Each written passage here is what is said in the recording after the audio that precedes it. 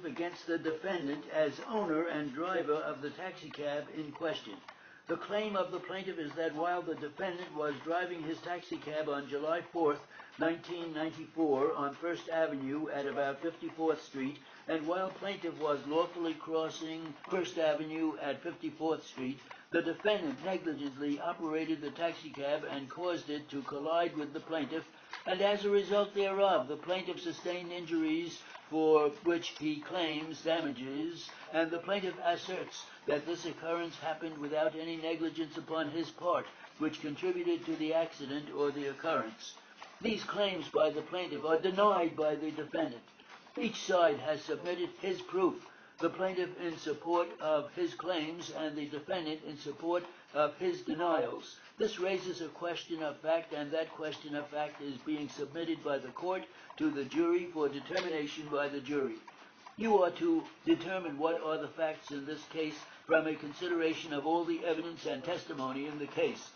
You are the judges of the credibility and weight of the testimony of each witness. You are not bound to take the testimony of any witness as true if you are satisfied from the facts and circumstances proven either that this defendant is mistaken as to the matter testified to, or for any other reason the testimony of the witness is untrue or unbelievable. You are to give consideration also to the interest a witness has in the outcome of the litigation, or to any other interest the witness has, as is shown by the evidence and testimony in the case. The fact that a witness, other than a desire to see justice done in giving his testimony, does not of itself make the witness's testimony untrue or unbelievable, any more so than would the fact that a witness is disinterested of itself make the testimony of such disinterested witness wholly true or believable. The fact that a witness is interested in the outcome of the litigation, as is the plaintiff in this action and as is the defendant in this action, or the fact that a witness has any other interest, as is shown in the testimony, must be considered by the jury in determining how much weight or credit the jury will attach to the testimony of the witness. If you conclude from the evidence that any witness has sworn falsely as to any material fact to the issues, you may disregard the entire testimony of the witness. If, however, any part of the witness's testimony is supported or corroborated by facts and circumstances proven on the trial, you may consider those and give to the testimony that weight and belief to which you feel it is entitled, and if you feel it is unworthy of belief, you may disregard the entire testimony or such part as you may feel is unworthy of belief.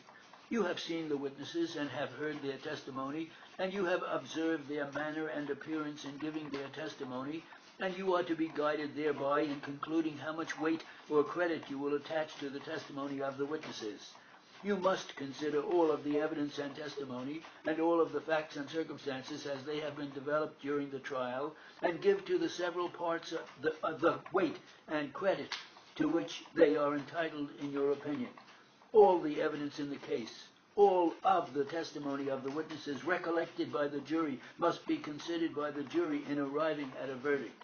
You are not to be guided by the statements, inferences, or conclusions of counsel or the court, except as they agree with your own. You are not to take the statements of counsel in quoting the evidence or testimony unless that is your recollection thereof. You are not to take the statements of counsel as to the law. The law will be given to you by the court, and you must take the law as it is given to you by the court, and apply the law as you are so instructed to the facts as you find them. During the course of the trial, various objections were made by counsel on one side or the other, and various motions were addressed to the court. Upon these objections, and upon the motions, particularly the motions made at the end of the plaintiff's case and at the end of the entire case, there were rulings by the court. Those were matters of law addressed to the court, with which the jury is in no way concerned, except insofar as there have been rulings by the court admitting evidence or testimony, in which event that evidence and testimony will be considered with the other evidence in the case.